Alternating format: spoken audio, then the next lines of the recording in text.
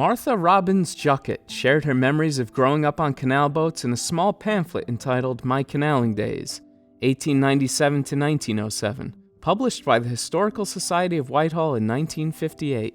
She lived with her mother, Mrs. Hannah Robbins, and the boats were owned by her bachelor uncle, William L. Bartholomew, better known as Billy Bartami. He owned two boats, R.E. Sullivan and W.W. Marriott, both built by James Williamson in Whitehall south of the railroad station. The cabins in these boats were 14 feet in length, which meant a boat carried a ton or a cord less in cargo.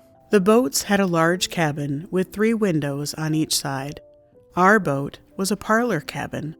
The ceiling was decorated quite a bit. The bedroom had a side berth, also a bed lounge. At the foot of the berth, about a foot from the ceiling, was a shelf for books. Under the berth was a drawer long enough to lay out a lady's dress skirt full length, and at that time they touched the ground. Over the lounge we had a shelf draped with silkoline for knickknacks. Our clock was a marine type that hung flat against the wall. In the bedroom at the foot of the bed was a small closet and a shelf under the bed.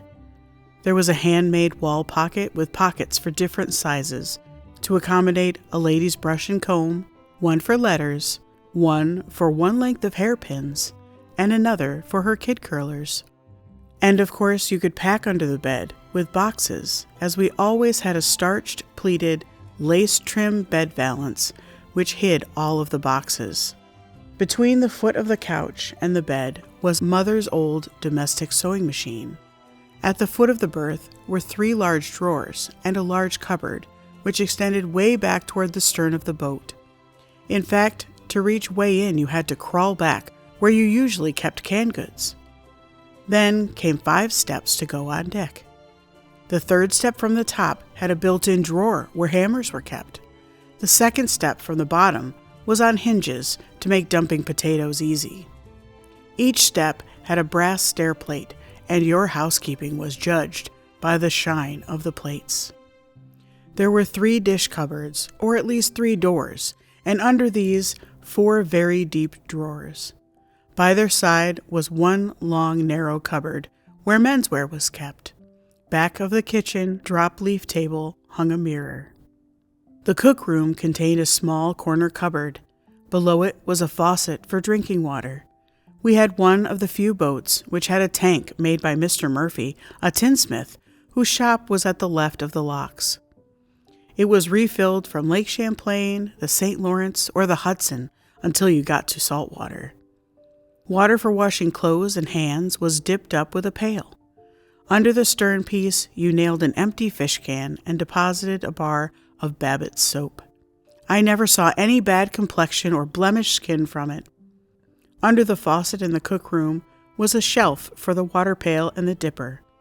The stove had a shelf at the left of a cupboard for tinware. There were 2 windows and a ventilator in the ceiling. We had a window and door screens against flies. So you see, we had plenty of everything.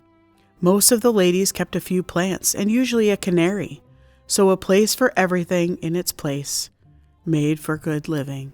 Martha started her journey with groceries from R.H. Brett in Whitehall, New York, placing a large order that went something like this.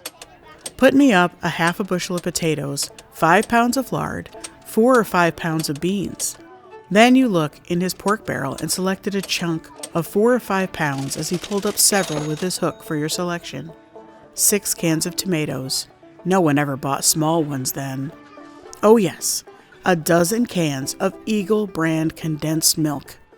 A sack of flour, a couple of bags of salt, 2 or 3 pounds of cheese, a couple of pounds of mixed cookies, a couple dozen of eggs, a package of magic yeast, a few cans of corn and peas, a cake of baker's chocolate. Here's my jug for a gallon of vinegar, and oh, yes, give me a couple of lemons. For some reason, you never bought more than 2 at a time. A box of matches, coffee, tea we usually purchased in St. John's, Canada, also our butter, usually at St. Hours, Canada. A couple of boxes of tobacco. Sensation came in pound tin boxes.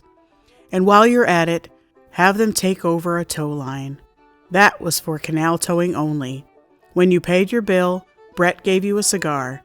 If you were Baker Sullivan's customer at the lower part of town, he usually gave a bag of candy.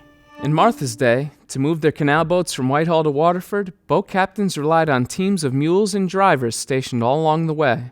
Through the canal, you had 2 extras to feed, a steersman and driver.